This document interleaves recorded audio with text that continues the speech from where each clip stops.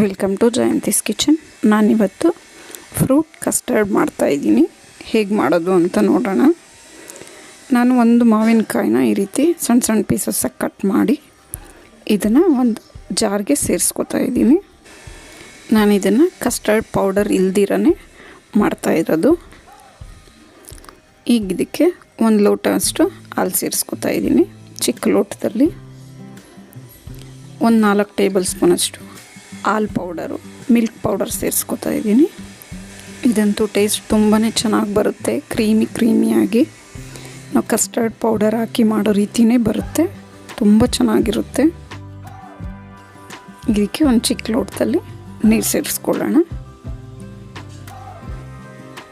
ಈಗ ಇದನ್ನು ಒಂದು ಗ್ರೈಂಡ್ ಮಾಡ್ಕೊಳ್ಳೋಣ. ಈಗಿದು ಒಂದು ಗ್ರೈಂಡ್ ಮಾಡ್ಕೊಂಡಾಗಿದೆ.